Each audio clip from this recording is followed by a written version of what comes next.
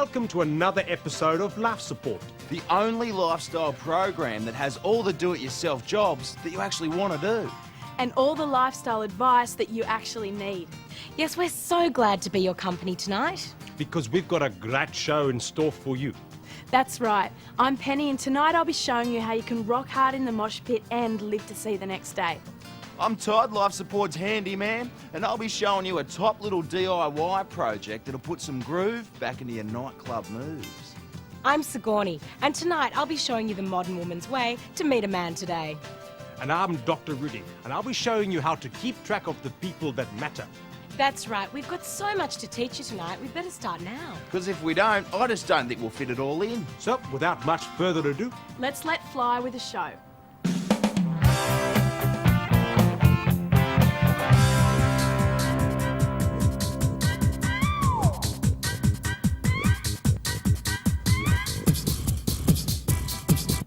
If you're like me, you're a bloke with no rhythm, who can't dance to save his own life. But there will be occasions where you'll need to dance to impress the ladies. So what do? Here's the drum.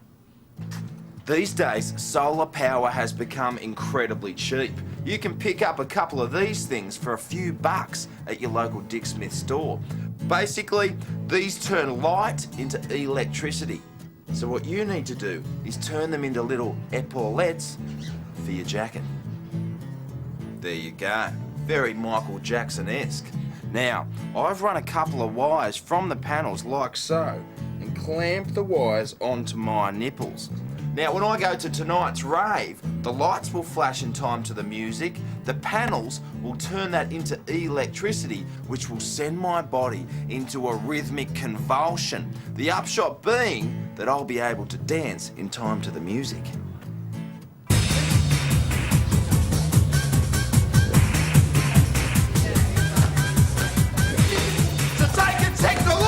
Tip from Todd and some solar panel power will put some groove in your moves.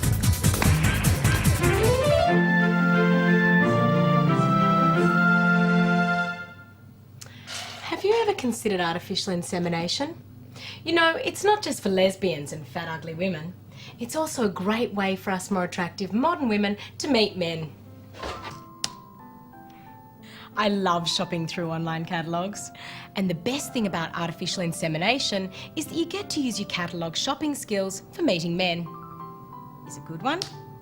6'2", blue eyes, black hair. He has a PhD in international economics and he's currently working as a stockbroker. Sounds like my kind of man.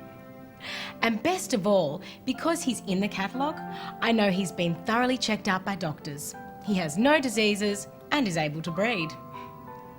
I've been out with men for months and not known this much about them.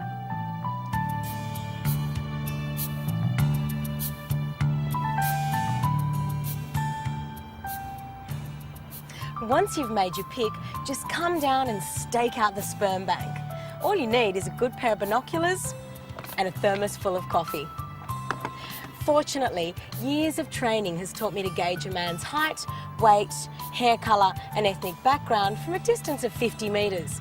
So now I just sit here and wait for my man to make a deposit. Then I pounce. Actually, I think I might pounce before he makes a deposit.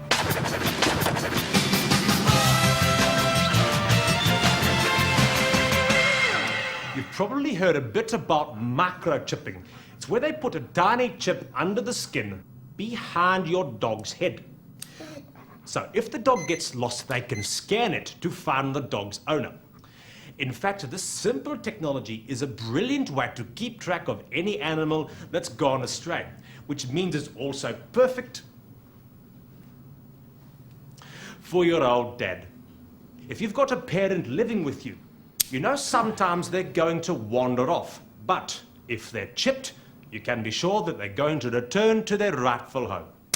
Just make sure to get one of these special tattoos on the ear so people will know to take him to the vet for a scan. Come on, Dad. I've got a nice can of food waiting at home for you.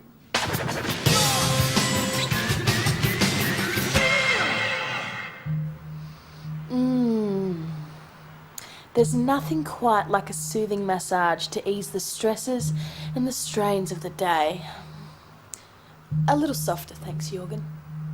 And girls, if you're on the lookout for a masseur, there are hundreds in the phone book, but make sure you always choose a man. Because if you choose a man, you can always get a free massage. During my session, your masseur touched me in a very inappropriate way. I've never felt so humiliated. I will not be paying for this massage, and I will never be back to this establishment again. What? That was really good. Pity it'll never work again. See ya.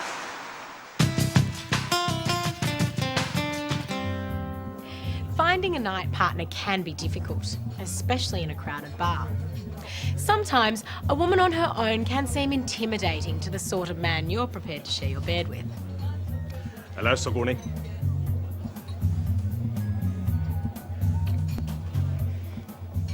When you're out on the town, it's much easier to catch the eye of a prospective partner if you already appear taken. That's when working as a team can be a good idea. Use a mate to get a date. That's right, Sigourney. When I go out on my own, no one gives me a second look. But if a woman thinks I'm taken, I immediately become more attractive because I seem unattainable. So tonight, we're going to show you how to go hunting in pairs. Here's some simple signals to get you started. This is, I'm not really with him, he's my brother. This is, she's my ex-girlfriend. You are my future.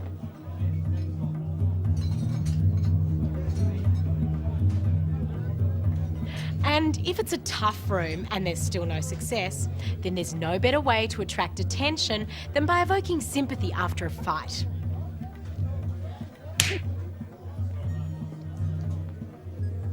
Quite all right. Actually, like, slept quite hard. If this particular method doesn't produce immediate results, don't worry. If you can turn the other cheek for long enough, someone will say yes. So try this and get the look of love from someone you like the look of. You have more interest in the ones that are taken because they're the best ones. The ones that are usually single are the ones that no one wants. Yeah, some women like when they, when they know that they already have a girlfriend, maybe it's more like a challenging for them. They dump her for you, makes you feel better. I think they are more appealing because you know that they're good enough for someone else to want, and they've got sort of that more caring side about them. If I'm wearing a wedding ring, I tend to have more people look at me, as in girls. If I've got no ring on, they don't even want to know you. Simple as that. Someone who is married or already have a relationship doesn't mean that he is the right one for me, but maybe it's just like I like the challenge to get that person. What is going on there? What do you mean, Todd? Well, if my eyes serve me correctly, what I just observed was two of my work colleagues in a passionate embrace. It was a demonstration. It certainly was. How long has this been going on? This is going to upset the whole balance of the team. I just hope they don't get fired like Stan and Tracy. Todd, it was a demonstration to show the people at home how to pick up. No, I saw it, Penny. I saw exactly what's going on. Speaking of seeing, that's what Sigourney's next segment is all about.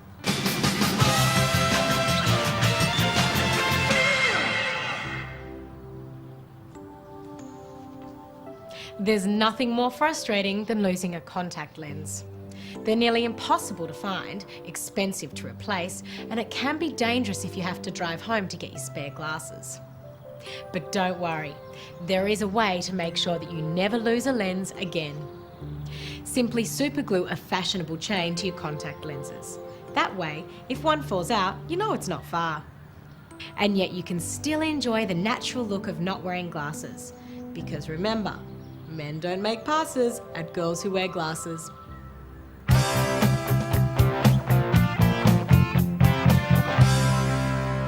Oh, g'day. The sensitive new age guy of the 90s is now a lonely middle-aged man. Don't let this happen to you. Here are some top tips to ensure you blokes get a fairer share of the fairer sex in the noughties and beyond. If you're cohabitating or just visiting, it's the little things you do that score big points with the ladies. Simply by sitting down on the job, even the little ones, means you never have to run foul of the seat up, seat down conundrum, and you'll be a local hero by being one of the only blokes around that doesn't leave a puddle or a pool. Just don't tell anyone you whiz sitting down. Here's another tip to make the meeting of the sexes a little less of a battle. A lot of women get really dirty with guys drinking out of the carton and not using a glass. So here's a solution. When you get home from the shops, pour the contents of all the cartons straight into glasses and put them in the fridge. That way you still have the convenience of drinking straight out of the fridge, but you score points by using a glass. Don't you just love channel surfing? Doesn't it drive her wild? The thing to do when you feel like channel surfing is go and have a sit-down whiz and get yourself a glass of drink from the fridge. When you've scored enough points with these manoeuvres, she'll let you do what you want with the remote. Well, there's a couple of top man tips from Todd. From one Aussie bloke to all the others. Good luck.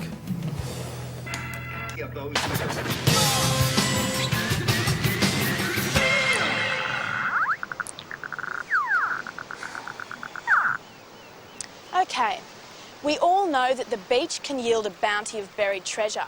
Like just now, I found a watch and a wallet buried in a shoe over there.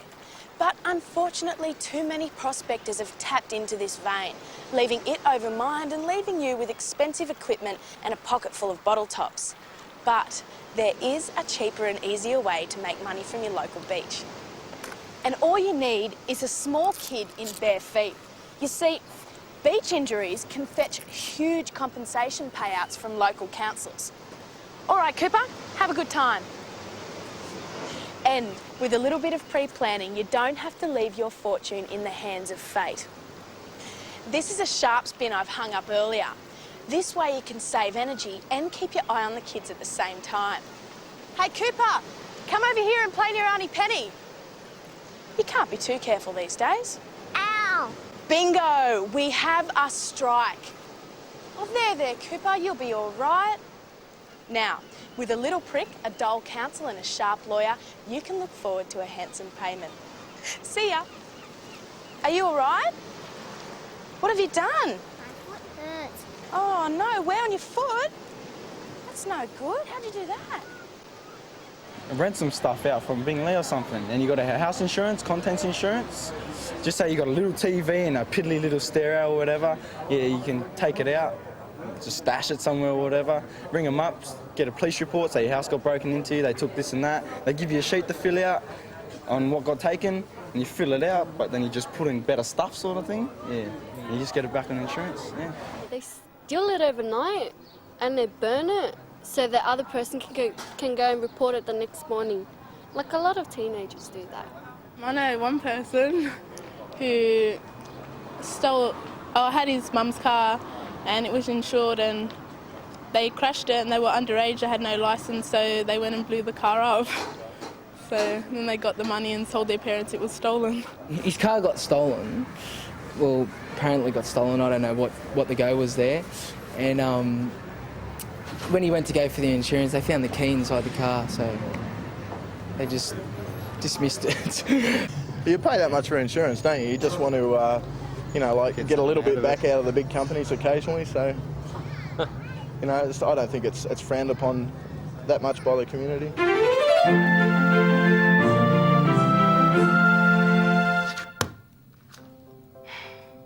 I have a child in Africa. I expect you do too.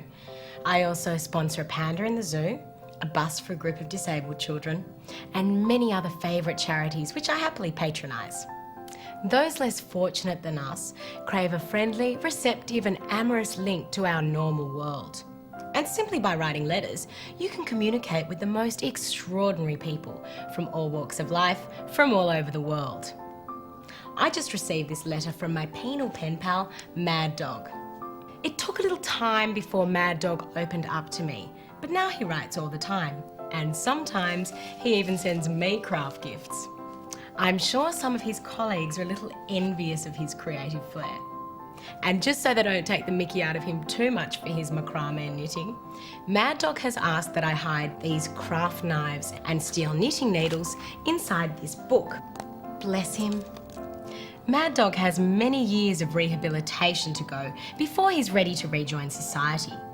But with creative craft, his remaining time behind bars should be a delightful experience. Well, Dr. Rudy, it seems that even after all these weeks, the letters and emails just keep pouring in. Yes, and I must say it certainly feels good to feel wanted. That's right. This week I received a very special letter from Caridwen of Claremont in Perth. And a big hello to all of you in Perth. We know you love the show. Caridwen writes, Dear Life Support Team, recently my father Isla passed away, and since then my mother hasn't got over the loss. So I spend most of my time keeping her company, but now I want my life back. Is there anything I can do to ease her loneliness? Well, Caridwen, my condolences. Sometimes the loss of a loved one can take an incredible toll on the lives of grieving family members. But don't despair. There is something you can do for your mother. Simply convince her of the reality of reincarnation and then give her a rabbit called Ala. All you have to do is call the rabbit Dad a couple of times and it will fill the empty void in her life and leave you free to live your life. Wonderful, Dr. Rudy. Such simple advice. Simple advice for simple Australians. And here's more of that advice right now.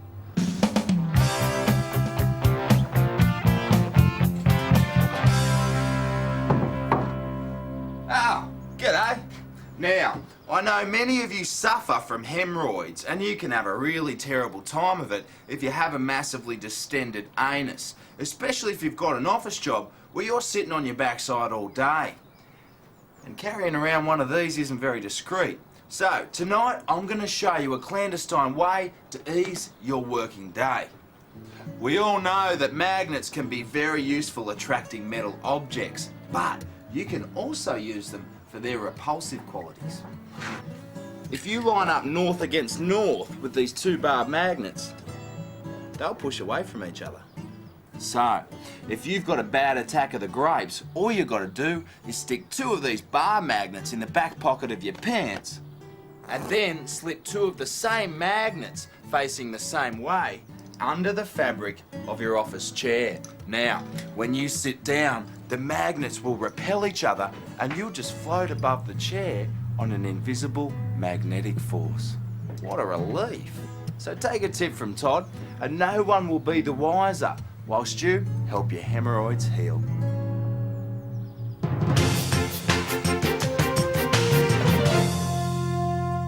Hello there, Dr. Rudy here.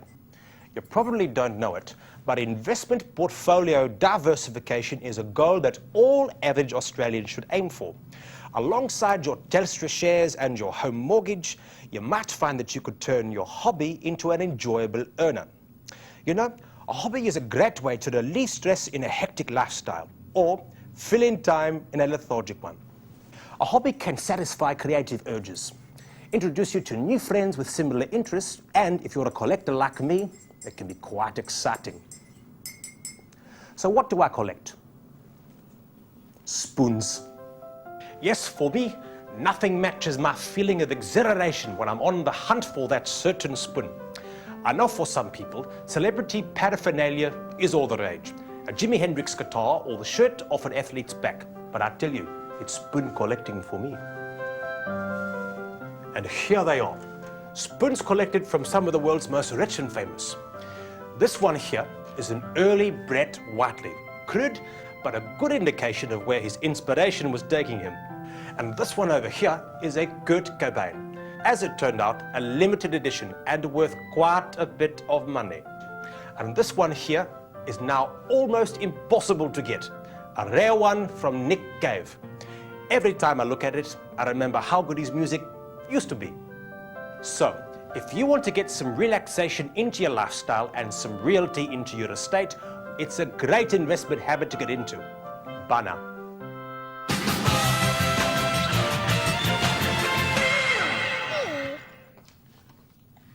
We all know how stressful it can be going out for the day and leaving your baby with your English nanny.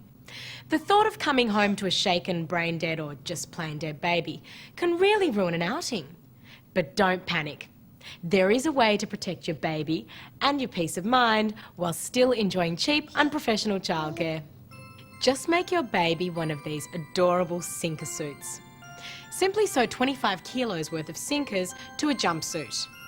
Then put it on your baby and sew it shut.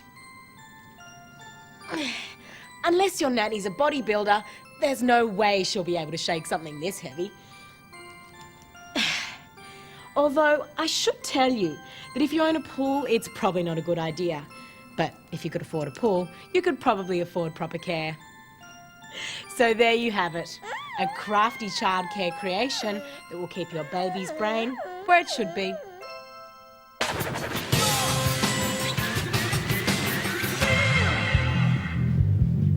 I've lost way too many friends to mosh pits, and I don't ever want to see it happen again, especially not to me. So, I've found a way that you can rock hard in the crowd and live to enjoy the ringing in your ears the next day.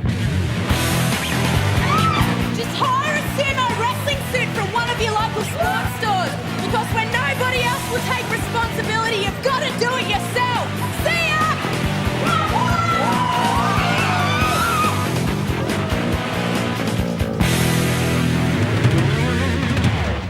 Oh, that was a totally top tip, Penny. It's well done for bringing some safety and common sense to those dangerous places. Well, it's like we always say, more advice for your lifestyle. Well, I can't even talk about it, but here we are at the end of another episode. Yes, the end of our 8th episode. As good a reason as any to barbecue a duck. Wow. It's a Chinese barbecued duck with mandarin pancakes and cucumber. A duck pancake? I'm up for some of that. That looks all right.